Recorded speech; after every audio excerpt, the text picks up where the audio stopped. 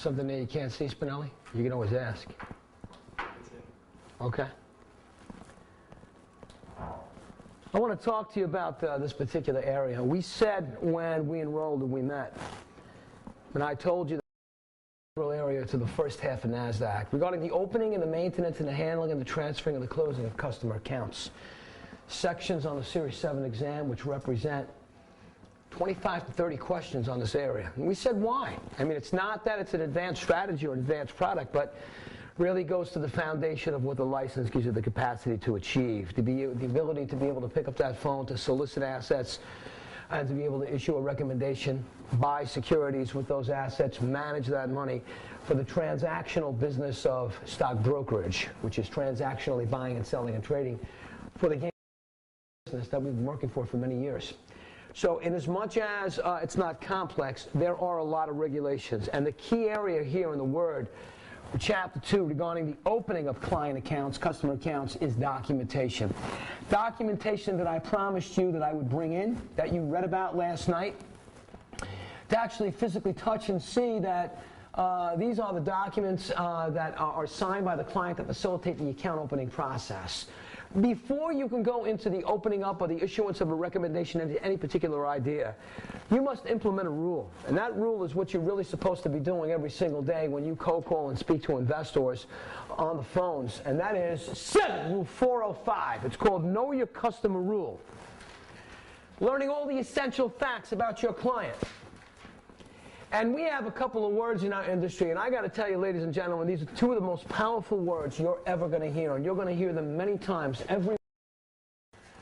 And that is due diligence. And don't ever forget these words. Marines have Semper Fi. We have due diligence. Performing due diligence for a client or regarding a company that you're recommending is learning all the essential facts about that client or about that company you're recommending. Have you done your due diligence into that client, Mr. Johnson, before you issued a buy recommendation or a sell recommendation into that particular idea? Learning all the essential facts about your client, his net worth, his liquidity, his risk tolerance level, or whether he's risk inherent, his investment objectives, his tax objectives, is facilitated by means of this document. This document I'm showing you is called a new account form. Whether or not you're actually at the point of opening up the account or not, this is the first document that you're going to interface with, because this document will allow you the opportunity to know essential facts about your client, his net worth, his liquidity, his investment objectives, his risk tolerance level, and his tax objectives with that program to establish the client's suitability. You know, many people confuse the purpose of that initial cold call. And it is not to establish your client liquidity standards. I've heard you so many times, are you willing to put $50,000 idea? I appreciate you're looking to qualify the client's liquidity level, but that is the secondary purpose of the cold call. The first and most important idea and investment objective is to establish your client's suitability level. Mr. Johnson, are you in the large cap blue chip? Lost money in the 401k. What's your tax bracket? Are you looking for short-term trading profits in the form of capital gains? What's your average hold on a stock? For a point of reference, the last purchase price and security that you executed in the common stock portfolio market, would you say is the current valuation of that common stock portfolio? Are you looking to put money away for college funding and educational costs? Are you looking of your earned income? Have you lost your earned income? Give me an idea of large cap NASDAQ issues. Where are you involved with preferred stocks? Do you have any investments that pay you a fixed return in your portfolio? What would you say your current net worth is if you add up all of your assets? Before you go for liquidity, you go for suitability. Well, liquidity is the secondary purpose. Once you've established some type of investment profile, and what you're implementing is Rule 405. Know your customer, establish for liquidity purposes and suitability first, and by means of the new account form. I want you to assume, for the purposes of this 7, that you've established your client's suitability standards and liquidity levels. I want you to establish by means of the utilization of a new account form, you've implemented Rule 405, you've learned all the essential facts about your client, and you have now established that your client is right for a buy of 5,000 shares of Microsoft common stock to be executed in an individual cash account. Are you with me so far? We now move into the opening up of client accounts. The key word is documentation. Watch NASDAQ. There are a lot of areas. Are you with me so far?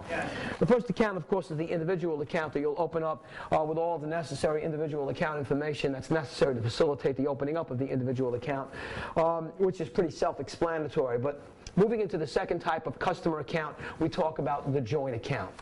In order to open up a joint account, you have to have Series both the husband and the wife endorse this agreement called the joint account agreement. You're looking right at it. Are you with me so far? Yeah. I need you to answer me when I speak to you because I have a lot for you. This is the joint account agreement. In order for you to open up a joint account with husband and wife, both the husband and the wife, right here, look at me, page 2, have to sign and endorse the joint account agreement. Are you with me so far? Yes.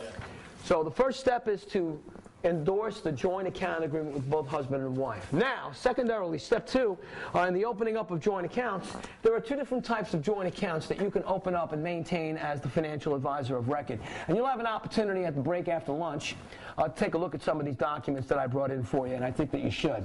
And that is the first type of joint account. Now I'm talking about types of joint accounts. It's called the joint tenants with rights of survivorship type of joint account.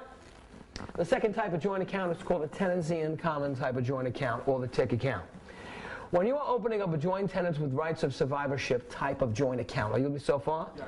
They furthermore, both husband and wife have to both sign and endorse 7, the joint tenants with rights of survivorship agreement. So what am I telling you? I'm telling you, step 1, they both have to sign and endorse the joint account agreement. And then they would have to respectively sign and endorse the joint account type agreement, depending upon whether you're opening up a TIP account or a joint tenant with rights of survivorship account. Are you with me so far? Yes. If they want to open up a tenancy in common type of joint account, after they both sign the joint account agreement, are you with me so far? Yes. They would then have to both endorse and sign the tenancy in common agreement. Are you with me so far? The respective sub-agreements for the joint account type. Are you with me so far? Yes. And that's where the 7 stops in the material here. But NASDAQ in the Series 7 goes to another level, which is always the case. Are you with me so far? Which is why we're here. And that is, what should happen, this is 7 now, to the assets of a deceased member of the joint account. And the allocation of the assets is based on type. Now, if you are opening up a joint tenants with rights of survivorship account, are you listening to me? Yes. 6 months after the account is open, the wife dies. Are you with me so far? Yes. The portion of the deceased assets in a survivorship account, 7, would go to the survivor, which is the husband. Series 7. That's why it's called a survivorship account. Deceased assets in a survivorship account would go to the survivor. In my case, it's the husband. In my example, the wife should die. If that were a TIC account, tenancy in common type of joint account, and if 6 months after that account was open, are you with me so far? The husband dies, for example, his portion of the deceased assets in the TIC account would go 7 to the deceased estate. Know the allocation of the deceased member's assets in the joint account is based upon joint account type. Are you with me so far? Yes, yes. To the survivor in a survivorship account, to the estate of the deceased in a TIC account. Are you with me so far? Yes. You know, the institutional account, which is the corporate account, is going to qualify for handsome commissions. There's no question about it. Managing, if you will, Johnson & Johnson or Merck's money, if you will. Are you with me so far? And why shouldn't you have those visions? You certainly should. Well, you can't open up a corporate account as the broker of record unless you have a signed copy of these 2 documents. And that is Series 7 Bullet 1, a corporate resolution and the corporate charter. Series 7 Bullet 1 will itemize and determine the officers of the company, are you with me so far? Yes. To ensure that the individual that you have on the phone is actually a senior vice president of Merck and authorized to invest Merck money. Are you with me so far? Yes. The charter determines Series 7 Bullet 2, the types of accounts that the corporation is authorized to invest corporate funds within. May they only invest that money in a cash account? Can they do margin transactions? Can they do derivative trading on the option side? The resolution lists Series 7, the officers of the company, the charter, the types of accounts that can be opened up and managed by you, the financial advisor of record of an institutional corporate account. You need 2 documents to open up resolution and charter. Are you with me so far? Yes. The third type of account, which is significant in your business, is going to be the opening up of a, look at me, partnership account. So what happens if you have an individual on the phone and he owns a high-end landscape architectural design company? Just listen to what I'm about to tell you. Partner in a partnership that owned this landscape design company have generated $250,000 in total revenue last year. They were profitable. Are you with me so far? Yes. Despite this recessionary period of time, dealing with high-end homes and high-end commercial architectural design. They want to take $100,000 from this partnership and invest it and open up a partnership account with you. Are you with me so far? Yes. Number one, how do you know that the individual that you're speaking to is a partner of the partnership? And if he is, how do you know what percentage of equity ownership he has in the partnership?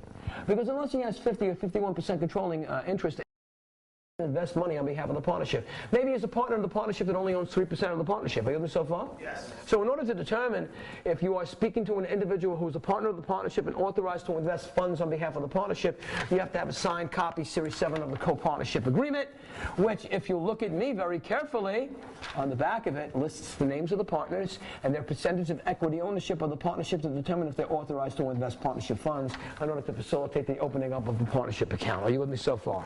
Yes. Remember, the key area here is the proper documentation that facilitates the account opening process in all real world. Yes, sir? The two documents for a corporate account. Resolution and charter. The names of the company and the chart of the types of accounts that the corporation is authorized to invest corporate funds within with your management under your financial rep. Are you with me so far? Yes. Now, I asked you to crack open up the 2.9 because I want to talk to you about accounts for minor children. When you're opening up minor accounts, are you with me so far? Yes. Accounts for minor children, you're opening up what is called a custodian account. The word custodian means for safekeeping. Are you with me so far? Yes. Try to remember something right now. You're going to be opening up and managing minor assets for a child. Are you with me so far? Yes. In order to open up and maintain a minor account, you must open up and maintain this account under the regulations. UGMA, the Uniform Gifts to Minors Act. UGMA establishes the rules and the regulations regarding the opening and the maintenance of minor assets. Are you with me so far? Yes. Are you with me so far? Yes. I want to move along. I want you to trade with me. Now look, there are 5 areas of regulation. I'm going to isolate each one for you right there, right under that heading where it says accounts for minor children. It's all right there for you. The first area of regulation under UGMA regarding the opening and the maintenance of minor accounts is that UGMA says, in order for you to open up this account, there may be only one custodian per account. 7. Custodian is the adult. Are you with me? Yes. So one adult on behalf of one minor child per account. Regulation Bullet 2 under UGMA regarding the opening and the maintenance of minor accounts. The securities that are being purchased here must be in the name of 7, the custodian for the minor child. You may not hold securities in the name of a 3-year-old or a 3-month-old child. The child is not responsible enough to repudiate his own transactions. So the securities are held in the name of the custodian for the minor child. Are you with me so far? Yes. Bullet 3, 7. You must follow as the financial advisor and the broker to this account what is called under UGMA the prudent investor rule. And that is to invest this money and manage these assets as a prudent man. And let me tell you what prudent men do. Prudent men. Are you with me so far? Yes. Invest money into large cap blue chip stocks, securities of a treasury nature that carry 0 credit risk, quality bonds of quality investment grade. Are you with me so far? Yes. Non-prudent would be margin transactions, which is disallowed. Non-prudent would be derivative trading, which is speculation and disallowed. Non-prudent would be junk bonds of a speculative nature. So to invest money and the management of the account on the UGMA as a prudent man would are for securities that are the highest caliber quality that we have on a safekeeping basis. Remember, you're managing minor assets. Are you with me so far? Yes. Area of regulation number 4, Series 7. The adult, whether it's related to the child or not, mom or dad or an uncle or any adult, may give under UGMA to that child within that account annually a gift of cash as well as a gift of stock. Are you with me so far? Yes. Now, there is no tax liability, Series 7 Bullet 1, on stock given as a gift by the custodian to the minor child. If it's mom, and she opens up an account through you, with you, for her 3-year-old child. Are you with me so far? Yes. And mom wants to give her son in that account a gift of $750,000 or $50,000 worth of stock as a gift. She bears no tax liability for stock given as a gift to that child annually. Are you with me so far? Yes. The donor is the custodian, giving the stock as a gift. Are you with me? Yes. The custodian on gift giving, we're still on the same point here, may give her son cash as a gift. Are you with me so far? Yes. Any dollar amount of money of cash annually as a gift to the minor child by the custodian or the UGMA from Series 7, $0 to $11,000. Used to be 0 to 10, now it's 0 to 11. For cash given as a gift by mom to the minor child within the account bears no tax liability to the donor mom. She doesn't have to pay any taxes if she gives her son cash as a gift from $0 to $11,000 annually. Are you with me so far? Yeah. But if she decides to give her son cash as a gift for any dollar amount of money over $11,000, from $11,001 and above, she bears a tax liability for cash given as a gift over $11,000. Are you with me so far? Yeah. And finally, the last is someone here, either the custodian or the minor child, because there are only 2 people involved in this account. Are you with me so far? Yes. It's going to have to bear the tax liability of the income and the gains that are earned in the account. Now, you're investing money under the prudent investor rule, am I right? You're buying large cap blue chip stocks that pay cash dividends, which is income. You're buying quality bonds of a treasury and investment grade nature, which pay interest, and that's income. And if there's any selective and prudent trading in the account, there could be potential for gains. Are you with me so far? Yes. Well, someone has to bear the tax liability of the income and the gains that are earned in the account, am I right? Whom is it going to be? It's going to be the custodian or the minor child. Now, the minor's 3 years month old, or maybe mom wanted to open up the account and dad, as soon as the child was born, to start to get that college funding portfolio started right away. With me so far? Now, if you give me a 3-month-old tax bracket, I want to see what I can do about grandfathering you into NASDAQ, the minor. The minor's 3. The minor's a child. Who's going to bear the tax liability of the income and the gains that are earned in the minor account? The answer is not the custodian. The answer is minor. You just didn't tell me when. You've got to watch what you say here. The answer is Series 7, when the minor reaches the age of majority. Watch the regulation. Watch my language. They don't need the number 18. Majority automatically assumes to be 18. Are you with me so far? Yeah. When the minor reaches the age of majority is when the tax liability will be borne by the minor in the account regarding the income and the gains that are earned in the account. Are you with me so far? Yes. Are you with me so far? Yes. Now, that represents a little bit of a problem for us, and I'm going to tell you why right now. Because that suggests a deferral of tax liability to majority. And if you don't understand what I just said, I'll say that in English. We just said that the tax liability in this account, are you with me so far? Yes. Isn't the minor until the minor reaches 18. Are you with me so far? So what happens if mom opens up the account, look up for the minor when the minor is 1 year old? If the regulations say that the tax liability isn't the minor until the minor reaches the age of majority, which is when she's at 18, are you with me so far? Yes.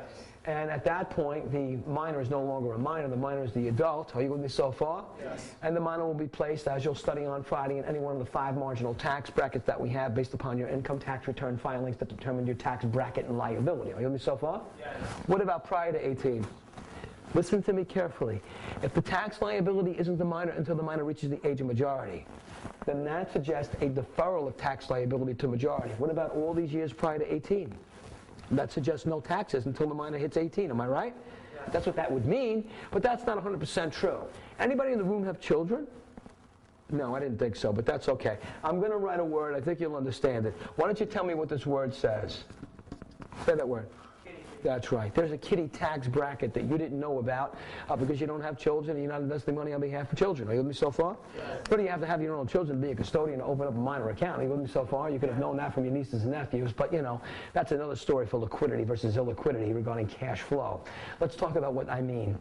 When the minor reaches 18, the minor will be placed in probably the first of the 5 marginal tax brackets, and the lowest of which is 15%.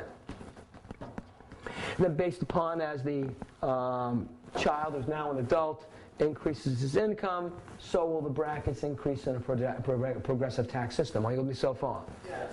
Prior to majority, there is a kiddie tax bracket. Don't write this down because this is not on 7. This is just my madness to have you learn much more than beyond the 7. Are you with me so far? But I didn't want you to think there was a deferral until majority of tax liability. There's a kiddie tax bracket just below the marginal tax bracket, lowest of 15% at 14.7%. So any income and gains that are earned in the account will be taxed to the minor in the name of the minor at the kiddie tax bracket rate of 14.7. I know I pay it every year for my children. Are you with me so far? Until the minor reaches a majority, when the minor will be taxed then at the ordinary income tax bracket of 15%. All you needed to be aware of is that the tax liability of the income and the gains that are earned in a minor account, a custodial account, will be the minor's when the minor reaches the age of majority. The only reason why I introduced the kiddie tax bracket rate for you is I didn't want you to think that there was a deferral to tax majority to liability of the minor when the minor hits 18, but rather there is a kiddie tax liability each year, which is just below the lowest of all of the 5 marginal tax brackets of 14.7% until the minor hits 18, where he's taxed in his ordinary bracket of 15%. Are you with me so far? 5 areas of regulation on custodial accounts, and the area and the regulations are significant. Are you with me so far? Now I want to talk to you about the ideal account. This is an account that you kind of work for pretty hard for in your Wall Street career because it gives you an opportunity to exclusively and almost autonomously manage and trade client money without seeking client authorization on every transaction verbally. Are you with me so far? And that's called a discretionary account. In order to have discretion in the management and the trading of the client assets, where you can buy whatever you want and sell whatever you want whenever you want without seeking client authorization for every transaction, you have to have a document here, and that document is called Series 7 is the document for the opening up of discretionary accounts. Are you with me so far? In the opening up of a discretionary account, that means you can buy and sell as you choose with discretion, with your discretion on the management of the client's assets without calling them up to get written authorization or verbal authorization because you have power of attorney on file. You with me so far? Yes. There's just one little twist for NASDAQ. I have 2 different types of powers of attorney over here. Look at me carefully. If you keep your eyes on me and listen to me, you're going to be doing just fine. This blue is called a limited power of attorney for the opening up Series 7 of a limited discretionary account. 7! The yellow is power of attorney, and that would be full power of attorney for a full discretionary account. Limited power of attorney, limited discretionary account. Power of attorney, full discretionary account. Now let me tell you that when opening either one of these different types of discretionary accounts with either limited or full power of attorney, in both cases, are you with me so far? For either the limited or the full power of attorney for the full or limited discretionary account, you still have the same autonomy to be able to buy and sell and trade whatever you choose without seeking client written authorization or verbal authorization regarding every transaction. So there's no difference in your trading activity regarding these types of discretionary accounts. Are you with me so far? Are you with me so far? Yes. What is the difference between a limited and full discretionary account with limited and full power of attorney? What is the difference? There's one significant difference. What is the difference? Look at me. What is the difference? Cannot hear you. Color. No, sir. Wow, you're going to be good on the phone. Color. I don't know what to say about this. No, sir. Not have anything to do with any distinctions regarding your trading activity. There's a difference between... I'm sorry? No, sir. I'm talking about while the account is open and he's alive. What is the difference between a limited power of attorney and full power of attorney in the management of a limited discretionary account versus full? Anybody? And that's not the word, no. In a limited discretionary account, it's okay, you don't know, and you got me. It's all right, so nothing big is ever going to happen here, just so you know that. In a limited discretionary account, Series 7, the financial advisor, which is the broker of record, may not remove Series 7 any assets from the account. In a full discretionary account, you can also remove money from the account. Are you with me so far? 7! The only distinction between the two. When opening up an account for a broker in our industry, you have a friend, he's a broker over at Solomon Smith Boney. He says, you know what, you and I were together since, we're in grammar school. You're a broker at one firm, he's a broker at another. Are you listening to me? Are you listening to me? Yes. He says, I would like to open up an account with you at your firm, my name. I don't want to open up an account where I work. That's easier said than done in our industry. Everything is about disclosure and approval. Are you with me so far? Yes. You cannot open up an account for an employee in our industry at your firm without Series 7 Bullet 1, his employer's approval. So you'd have to get Solomon Smith Barney's approval regarding not only the opening of the account, but the maintenance of the account and how it's handled. Are you with me so far? Like if Solomon Smith Barney says don't do that trade, you can't do that trade. If they say close that account down, you have to close that account down. If they say that every copy of every transaction regarding every confirmation regarding every trade has to be sent to the employer of the employee, that is required. Are you with me so far? Yes. So I am telling you that you cannot open up an employee account for a broker in our industry without Series 7 Bullet 1, his employer's approval, and Series 7 Bullet 2, listen to me carefully, duplicate copies of all confirmations of every transaction in duplicate has to be sent to his employer, Solomon Smith Barney, regarding every trade you do.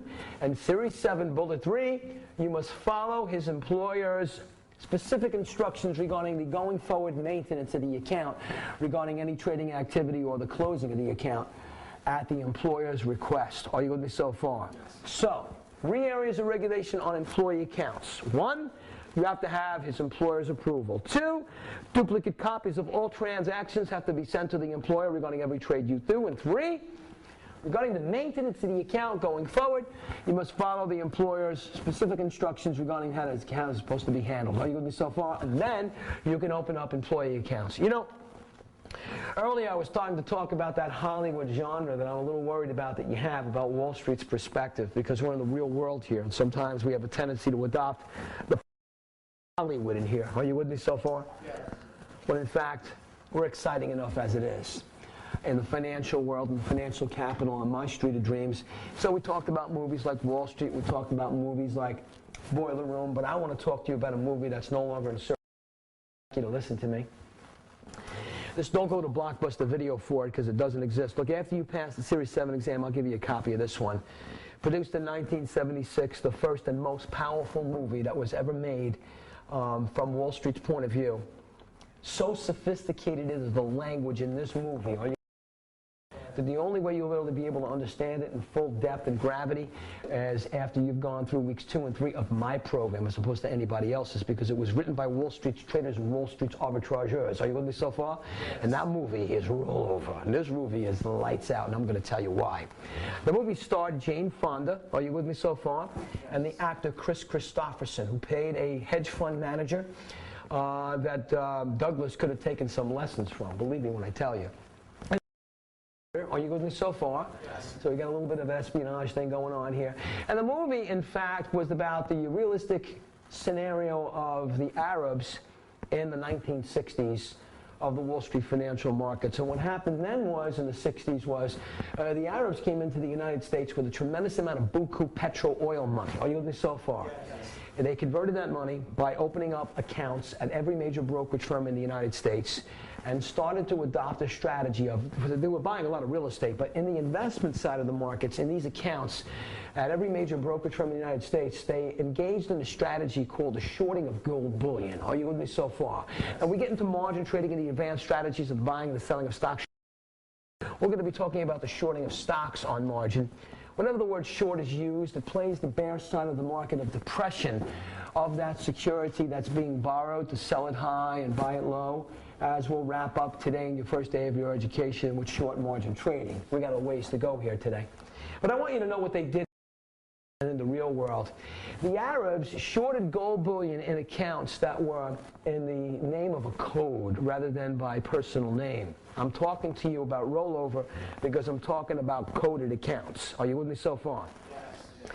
The movie grows and builds in depth and plot in that the Arabs opened up these accounts hiding behind the hidden identity of a coded account at every major brokerage firm, not only in the United States, but in Europe and Asia. Are you with me so far? Yes. Where they shorted gold bullion globally. Are you with me so far? Yes. Well, I think you can be surprised to understand rollover, because what ultimately happened in the movie that came close to happening in the world, are you with me so far? Yes. Was they crashed and collapsed the gold bullion market. Are you with me so far? In the movie, are you with me so far? And then when the Federal Reserve had to borrow gold bullion from the Treasury to cover the gold bullion short sale, there wasn't enough bullion in supply to be able to cover those short sales. That collapse of the commodities market, are you with me so far? Yes. Then sent, watch the word, the rollover and spiraling effect of a collapse to the currency markets, which collapsed the equity markets.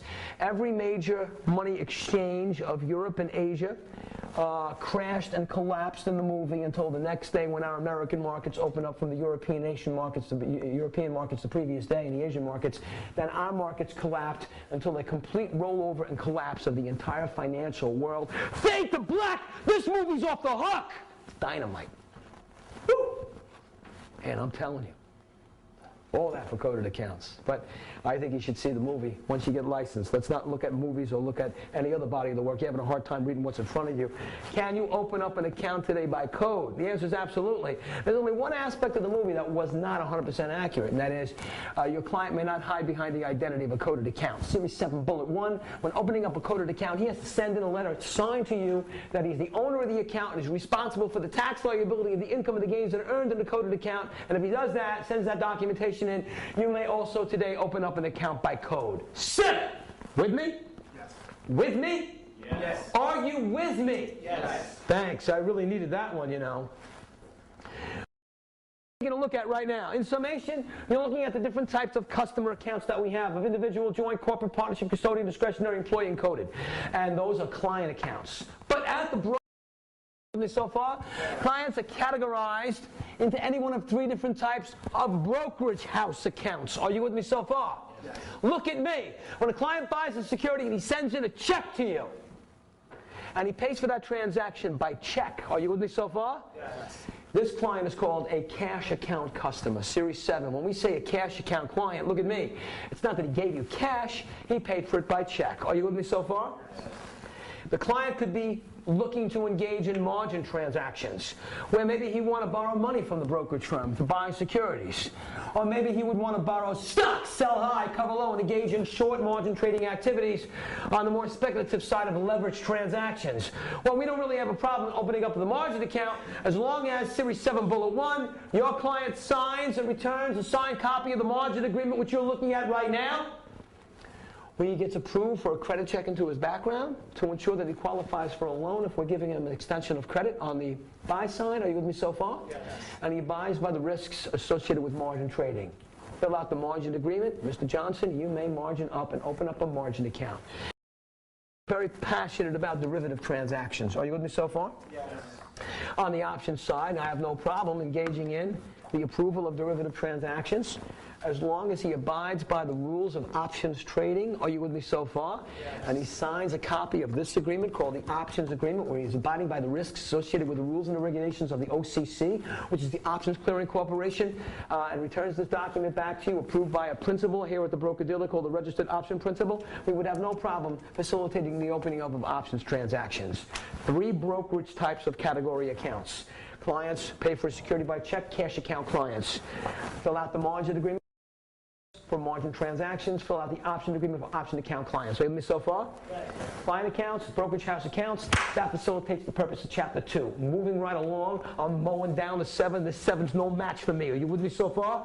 Because I am out of control. Are you with me? Yes. Chapter 3, these accounts are now, I want you to now assume they're not open. We're going to go into the maintenance of client accounts now. Maintenance means what? Trading client accounts. Am I right?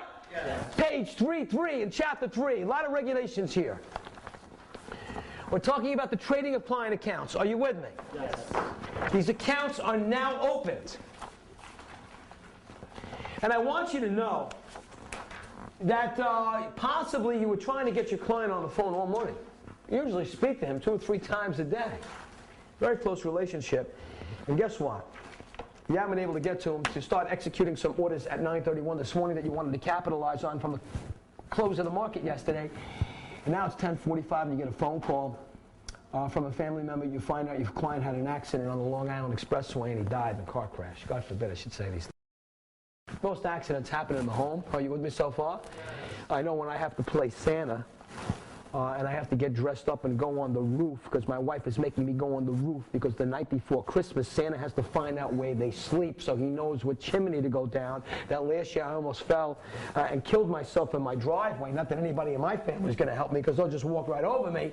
One of these days I'm dying in my house. There's no question about it or around it. I got to tell you something because this little Sicilian family, you could forget about it. But I got to tell you that it is possible that you may have learned that your client has died. I mean, you're dealing with the real world out there. You have an account that's opened with your client. I want you to assume this account is open. Are you with me so far? Yes. You have open orders that are on your books. And then all of a sudden now you find out that with an account that's open orders on your books to trade, you have learned that your client has died. Are you with me so far? Yes. Well, we have to maintain this account right now. There's a lot of regulation here. Stay with me. When you've learned that your client has died and you have all open orders on your books, are you with me so far? Yes. There are several steps that have to be followed in sequence. Series 7, Step 1. So all open orders on your books. I'm on 3.3 at the top where it says death of the client. Are you with me? Yes. Are you with me? Yes. I need you with me on this. Every beat, every moment. Step 2. You want to stamp the account deceased. Cancel all open orders on your book, stamp the account deceased. And step 3, look at there at the top of 3.3, you have to receive the following 4 documents. A copy of the death certificate, letters of testamentary, affidavits of domicile, inheritance tax waiver. It's right there for you.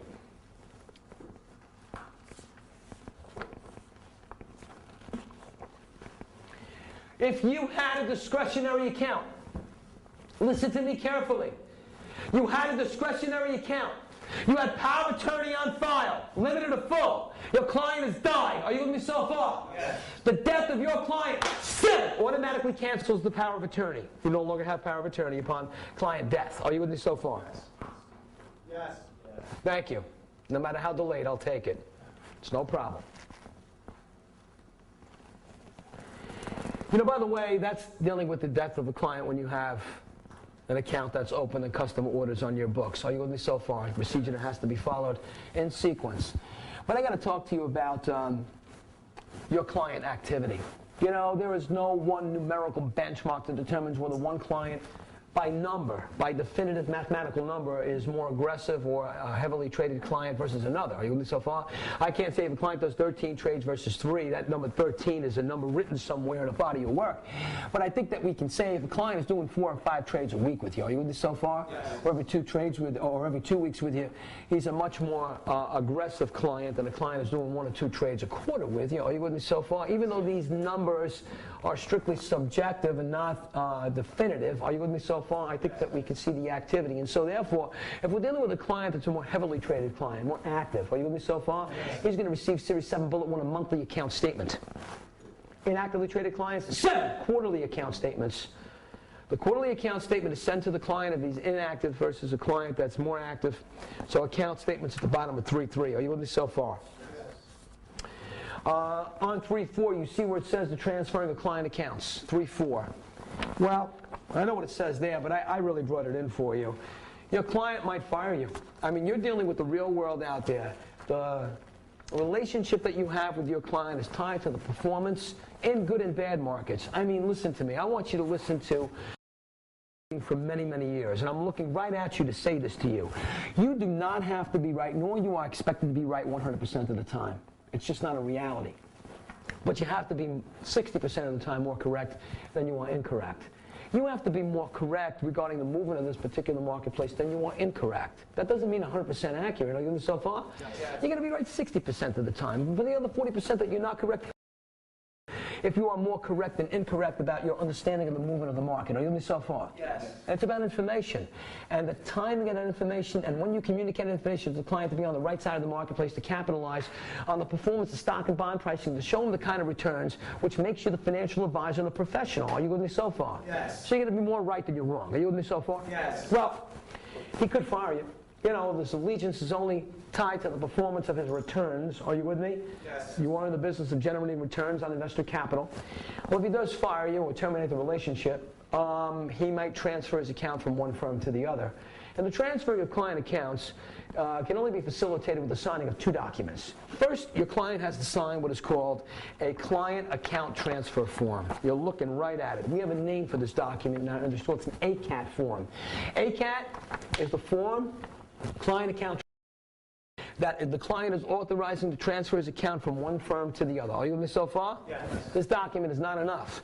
The other document that has to be signed is called, and you're looking right at it, you should look at these documents. I bring it in for you specifically. It's called a brokerage account transfer form, where the firm that is holding the account is called a carrying firm. Are you with me so far? Yes. Must comply with the receiving firm and transfer that account from one firm to the other. Client account transfer form, brokerage account transfer form transfers that money line from one firm to the other as per client instruction and approval. Are you with me so far? 7. Now, a very interesting document. Look at me. What does it say at the top of this document? Can you see that? You can float this around if you like, but let me just see if I can show you that. Can you see that? What is that big word it says at the top of this document? I can't hear you. There you go. These are my confirmations. You see, my life is an open book. When I die, I would like to die down here on Wall Street if you ask me how I would like to go. I think when you hit 50 and above, you start thinking of things like this. It's not that I have a morbid view of life. It's just that, you try to get an idea of the way you would really like to go out. And I want to go out with guns blaring, capturing the inside price execution on an order. And if I should have cardiac, well then, I would be very happy if that's the way I could call it. Are you with me so far? So all my trades, my whole life is right here. About the only thing that has to happen is somebody call my wife and let her know I'm no longer on this earth. My whole life is here, right here. And these are my confirmations. Every month I do transactions with the registered option principal on the derivative side. You're going to meet Ry Ropp with 37 years of Wall Street experience. And wait till you see this guru that we have on the derivative side of the industry. He's legendary. He's my Ropp. But in any case, we talk about the confirmation, which is a record of the transaction. So I want to again take documents, just how distinctly different they are. This was the new account form. Remember that one that you implemented when you implemented Rule 405, a Know Your Customer rule? And this one is called the confirmation, which is a record of the transaction. The confirmation does not have anywhere on this document client's net worth, income, suitability, risk tolerance level, where he banks, how much money he has in the market. That's on the new account form. Are you with me so far? Yes. That's the document you implemented when you implement that suitability profile before you qualify the client's liquidity. This document is the confirmation, which is a record of the transaction. The confirmation is sent out to the client the next business day after the trade. Are you with me so far? Yes. Try to remember something right now. Everything operates on Wall Street from the basis of the trade date. The trade date, today is September 14th, is the date that the client said, you know what, buy me 500 shares of GE. He didn't pay for anything today. Authorized you to buy 500 shares of GE. This date where the client authorized you to perform a transaction is called the trade date, the date of trade. Are you with me so far? Yes. Now, different securities have what are known as different settlement date procedures. The settlement date is the date that the client has to pay for the transaction. Are you with me so far? Yes. And different securities settle in a different time. Are you with me so far? Yes. Most stocks, I didn't say all stocks, you got to listen to me, and municipal bonds settle on what is called trade date plus Series 7, 3 business days from the trade date. TD, 3 business days, Series 7. You're not reacting. I need you to react. Don't try to commit any of this to memory. There's just too much. Are you with me? I'm trying to help you. You're a sales assistant, so I know you know a lot of this, and I know you feel pretty good right now. We'll see how good you feel next week, but I want you to keep feeling the way you feel. I'm pretty confident about what you know. Rita told me. Anyway. So today, if you purchased a municipal bond or a stock, are you with me so far? And today's the trade date, September 14th. Give me the settlement date, Thursday. Trade date plus 3 business days means today, plus 3 business days means Thursday. Am I right? Am I right? Thursday is the date that the client has to pay for the transaction for the municipal bond or the equity that was executed and purchased on 9/14. Am I right? Thursday rolls around, the client fails to pay for the transaction by settlement date. What do we do now regarding the maintenance of the client account? This is 7. We provide the client with a 2 business day extension. Look at me. 2 business extension. Friday, Monday, 9/21. For the client to have the capacity to be able to pay for the transaction. Are you with me so far? Yes. Look at me. Today is the date of trade for a government security, a government bond, or an option. 9/14, you bought an option or you bought a bond for the client. Are you with me so far? Yes. On the government side. When does that settle? Plus 1 business day, which means tomorrow, 9/15, the client has to pay for the transaction. So what do we know now? We know that govies and options settled 7 TD1. Equities and municipal bonds settled on a regular way basis. Today is 9/14. Today the client, look at me, watch me, bought a security and paid for it by check. He's a cash account client. Are you with me so far? Yes. Today. He paid for it today, and he's the owner of record by settlement date. The date that the client pays for the transaction is the former owner of record. So any security that's purchased with cash, which means settles Series 7 same day.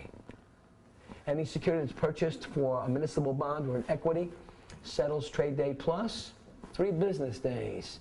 Options and government securities settle TD1.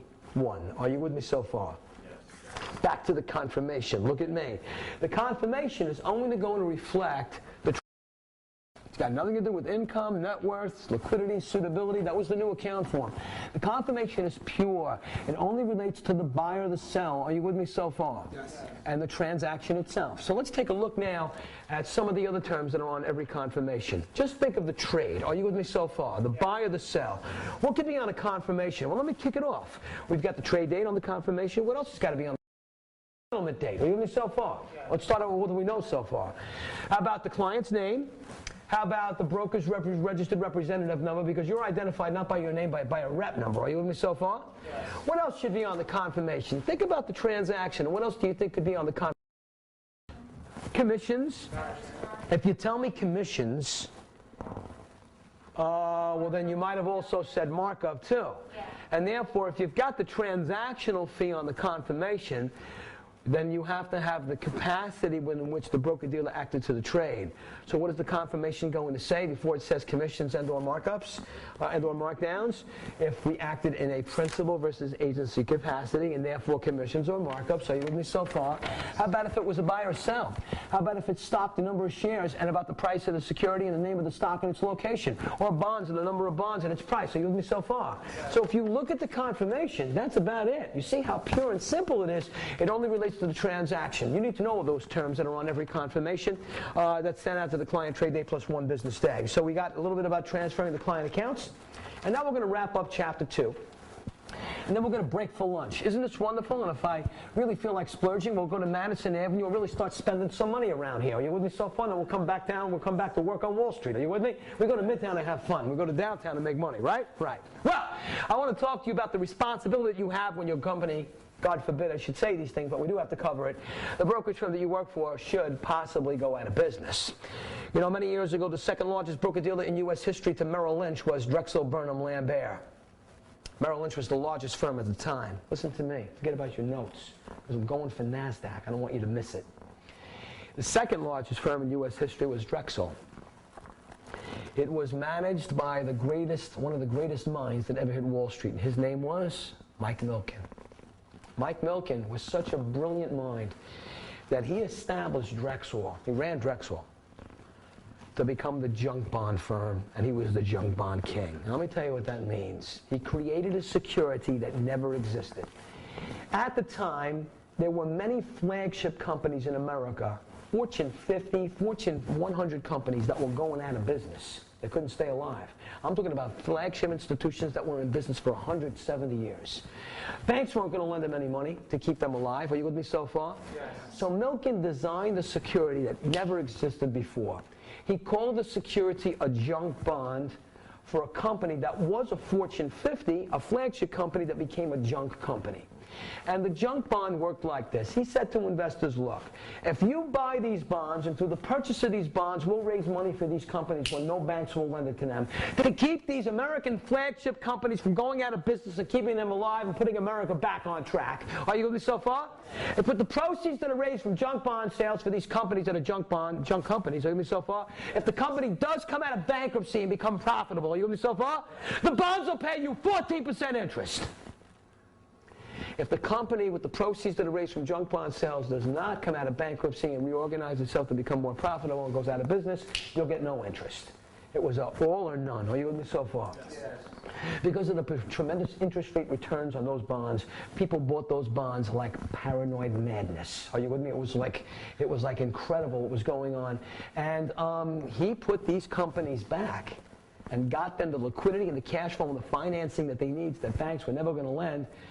Because these companies were bound to go out of business, and they came out of reorganization paying staggering returns on interest. Are you with me so far? Yes. There was just one little problem. So Drexel was the market maker and the key component to all junk bond transactions. That's why he was called the junk bond king, and they were called a junk bond firm, because that was more than 70% of their business. Are you with me so far? Yes. When it came to junk bonds, it was all about Drexel and Mike. What a brilliant mind to create a security, put America back to economic viability. Are you with me so far? Yes. There was only one little problem. Every Thursday at Harry's, I saw it happen in front of my own eyes. In the back room, Mike went in there with his few investors, and he came out with an attaché case. And he got paid by the companies that he created liquidity for in cash to keep them alive. And that's called insider trading. And so what happens? You go to jail! And he went to jail for more than 6 years. And on the courthouse steps right down here when he was getting ready to get sentenced was lined up the CEOs and the COOs of all those companies he put back in business so that they could avoid bankruptcy with the creation of the junk bond. Are you with me so far? Yes. Wow. Greed is something else on Wall Street, huh? Well, two things that drives this country, and don't ever forget it, greed and fear. Greed is pretty much almost all gone with corporate malfeasance and federal funding and a lot of regulation that's going to come from this Obama administration, and we need it. And so the only thing that's driving this country right now is fear. And we're in fear right now, coming out of a recession, hopefully. And this is the best economic time to come in the industry as financial advisors when the market is punished and crushed into levels that are oversold and undervalued. To be able to see the appreciation of what will happen 12 to 16 months from today. I participated in 11 bull runs and 9 bear markets, and I'm telling you, this is the best time to come into the marketplace. You never come in on a bull. You always come in on a bear and ride a bull. You with me so far? Yes. You couldn't be more profitable a year from today. I already know it. Anyway, I'm excited for you. But in any case, we'll get into the analytics of the overall markets on Wednesday. I want to get back to suggesting what you might have to tell a client, God forbid, one day, and that is if you're a financial advisor at Drexel, you got to pick up the phone and let him know, as a fiduciary, Mr. Johnson, I don't want you to panic and stop watching Robert Shaw and the anchor on CNN. Second largest brokerage firm in U.S. history is out of business, followed by a 99-count indictment against the firm for the manipulation of insider trading of the junk bond market. Oh, my God, clients said, you must be kidding. I'm not kidding you, Mr. Johnson, we're out. It's terrible. Mr. Johnson, I don't want you worried about your account. I don't want you to worry about your assets. You don't? Tell me why I shouldn't worry. You're telling me an account that I have my money with under your management, the firm is out of business, and now you're telling me not to worry. Keep talking, because the more you talk like that, the calmer I'm going to get. Well, because there's this federal agency that automatically comes in, and they're here right now. Whenever a brokerage firm goes out of business, and this federal agency is SIPC, the Security Investor Protector Corporation, automatically comes in by the federal government, this federal agency, to ensure and protect your assets in your account when a brokerage firm goes out of business. Really? Well, I could sit down for this one. You keep talking, because I'm getting a lot calmer. Yeah, Mr. Johnson, I want you to know, the first thing about SIPC is this. They will only insure retail customer accounts, such as yourself. Series 7 SIPC will not insure institutional accounts. So if there's an institutional account at Drexel, like Johnson & Johnson or Merck, the assets of Johnson & Johnson and Merck will not be insured, but Mary Smith and Mr. Finkelstein will. Can anybody speculate as to why you might think institutional accounts at a dissolved brokerage firm will not be insured, but individual retail client accounts will? Speculate. Why do you think? It's less. What's less? To insure. Correct. It's because of the amount of money that SIPC will insure for. Are you with me so far? Yes. There's a limit how much they will insure the accounts for. Are you with me so far? Yes. Does anybody know the limit? $200,000 in cash accounts. I'm sorry, what'd you say? $100,000 in cash accounts. Well, not necessarily in cash accounts, because we can have stock in the cash account and cash in the stock account, so that's not said accurately. They will insure up to a maximum, I'll say it better for you to help you, of $500,000 per customer account, of which $100,000 will be insured for any amount of money in cash in the account, and $400,000 of the $500,000 will insure for any amount of money in stock in the account. Are you with me so far? Yes. So $500,000 per customer account, of which, of the $500,000, break it up, $100,000 will insure the client for his cash, and $400,000 will insure him for any stock investments that he has. So that's when the clients turned around to Drexel, look at me, you're going to love this one, and said, yeah, but my broker, I have $1.2 million with you in assets. What about all that other money that I have with you that's over and above the $500,000 that SIPC will insure for no more than? And that's when the brokers turned around to the clients and said, oh yes, well, you'll be a general creditor for that. That you won't be insured for. And you have to get in line down the road when the broker-dealer comes out of receivership and liquidation, hopefully they get repaid many years later. And that's when we talk about the running of the bulls in Pamplona, Spain. Are you with me so far? We had clients that ran down to Drexel, banging on Drexel's doors and says, I want my money. Are you with me so far? It was an ugly day. So SIPC, of course, has a limit on how much money they'll insure for. Are you with me so far? Yes. But there are a couple of bylaws, and the final point before we break, that they kind of assume that you know for NASDAQ, and I don't make that assumption, that is on the Series 7 examination. And so I want you to take a look at something right now. This is assumed prerequisite for NASDAQ, and then we'll make the final point on SIPC. We're talking about a federal agency that will insure and protect retail customer accounts. Agreed? Yes? Yes. We're talking about $500,000 per customer account, of which, of the $500,000, $100,000 of cash will be insured by SIPC, and $400,000 of the $500,000 will insure the client's stock investments. Are you with me so far? Yes. Any amount of money over and above that, the client is a general creditor for. Well, let's take a look at a couple of bylaws. I want you to assume that at Drexel, the broker-dealer that went out of business. Are you with me so far? Yes. Under SIPC, there is a client at the firm that has two accounts. Look carefully at this. Look at me. He's got a cash account and a margin account. Two accounts. One is a cash account, one is a margin account. SIPC says, excuse me, under the bylaws, that cash and margin accounts, these two separate accounts, are combined and treated as one account by SIPC, and all of the dollars in aggregate between both the cash and the margin account will be insured, of which no more than $100,000 of cash and $400,000 for stock. And I'll show you exactly what I mean. Let's take a look at the final point. I'm on 3.8. I'm into the third paragraph down, and I'm dealing with a client under SIPC on 3.8.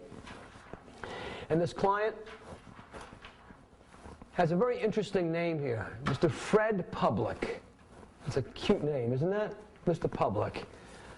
And Mr. Public, if you'll just look at me, I think that we're on the same page, 3.8 where it says SIPC. Headline, SIPC 3.7 in the body of your work. 3.7 in the body of your work. There you go. Sometimes you're on page before me, same body of work. We're dealing with a client. Look at me here. You don't really even need the books. Just listen to me. His name is Mr. Public. Cute name. Mr. Public has an account, an individual account at Parthenon Brokerage Firm. Are you with me so far? Yes. At the firm, he's got a cash account and he's got a margin account. How many accounts is that for SIPC? One account.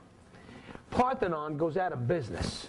SIPC steps in and says, okay, Mr. Public, let's take a look at what you own. Take a look into that third paragraph, and this is what you see.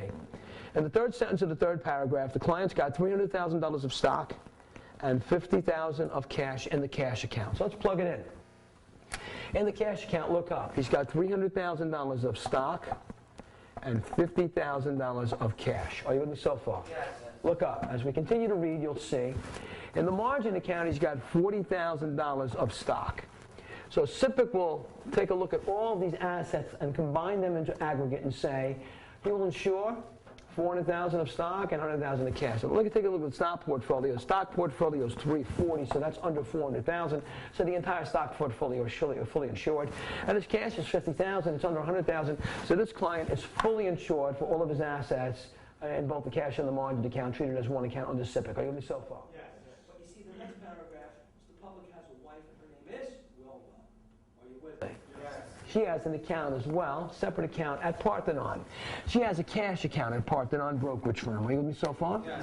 Wilma has $120,000 of cash at Parthenon Brokerage Firm. Parthenon Brokerage Firm goes out of business. SIPC says, once they step in, for what dollar amount of money is Wilma a general creditor for? Correct. So you have to watch what I just did to you. You know, sometimes we like to have a question provided to us straightforward. Are you with me so far?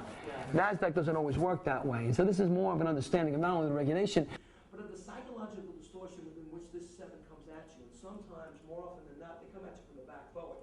I didn't ask you how much she's covered for and insured for. I asked you, by asking you for what dollar amount of money is she a general creditor for, is another way of asking you for how much she's not insured for.